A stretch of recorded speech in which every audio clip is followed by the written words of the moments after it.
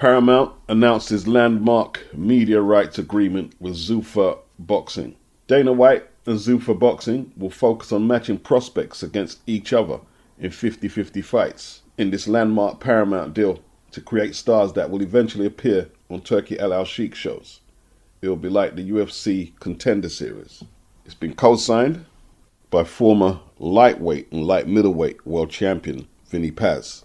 Granted me a great interview a few years back, actually. Tom Brown from TGB Promotions has also co-signed it. He's obviously going to get his fighters to fight on there. He actually sent a letter to Congress to co-sign the passing of the act. And from what I'm hearing in the industry, whether they like Dana or not, boxing cannot actually go on without reform, without unionizing. I don't think people realize how bad it is. A lot of people are not really listening to what the boxers and trainers are saying. Anthony Croller was saying UK boxing is in a crisis. Like the small hall circuit is on its knees. And people are saying so-and-so is going to rip off fighters. They're not making no money right now anyway. A lot of them are actually walking away from fights with either no purse or barely no purse. And I'm not saying the UBO is going to fix all that, because they're not. They only have 12 cards. And the truth is, the old Muhammad Ali Act hasn't did shit for the 20 plus years it's been around. You're saying boxers are getting robbed. They're getting robbed now. They're getting robbed now. Some people are laughing because they've only got 12 dates for the year. But it's no point flooding the market with DAZN putting out as much cards as they are for the year.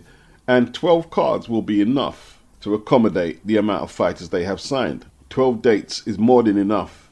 What is it, quantity or quality? That's one card a month. How much cards yearly do Netflix put on? Look at the PBC. Ben Shalom's got 4 cards. Just when they thought I was out, they pull me back in. All right, Kay.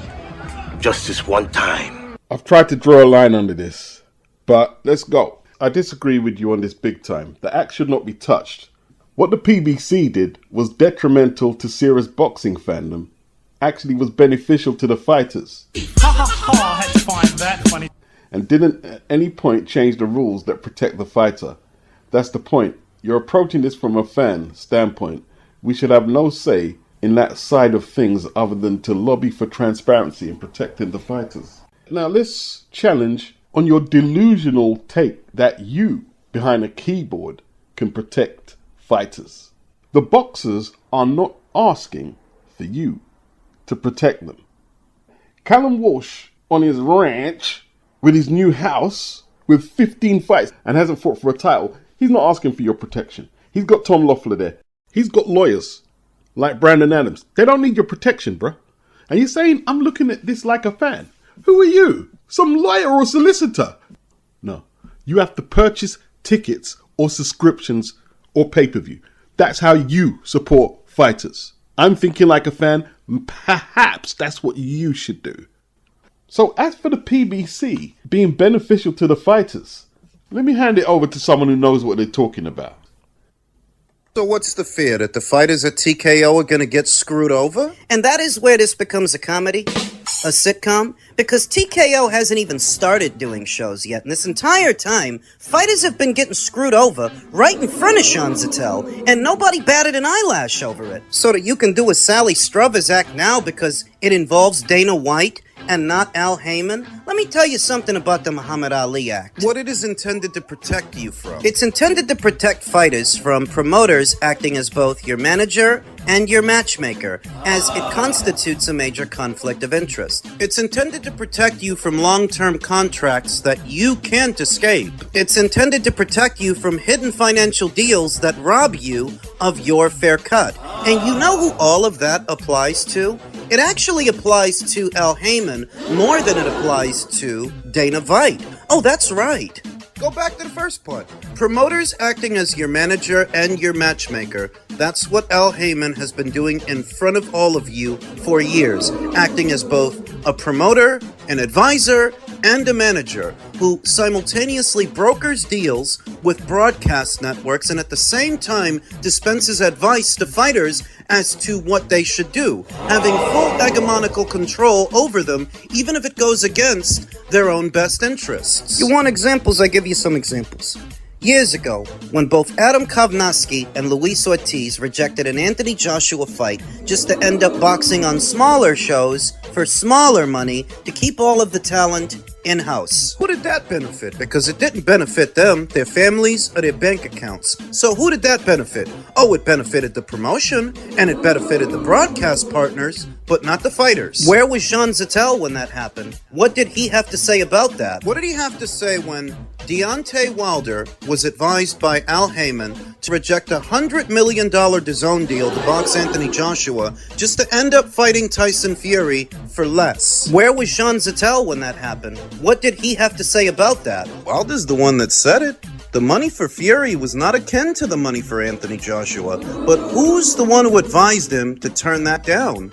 Al Heyman. Al Heyman's the one who told them to turn that down. Where was Jean Zettel when that happened? What did he have to say about that? What did he have to say about Isaac Cruz rejecting $1 million deal from Oscar De La Hoya to box Ryan Garcia in a main event to instead box on a bunch of undercard fights at the PBC? What did he have to say about Rolly Romero being advised to do the same thing? The first time they offered Rolly the Ryan Garcia fight, when he rejected it to go box on a PBC undercard to get beat by Isaac Cruz. Going after Dana White with this brand of ambush journalism may seem like the cool and trendy thing to do, but it doesn't actually accomplish anything. It doesn't get anything done. Tell me honestly, what came out of that? What got solved? Absolutely. Yeah. What can I say? Sub to Ring IQ's channel. The link in the description box. He's the best on YouTube, the most consistent, best editing, best at breaking down the data at a consistent level. And it is what it is.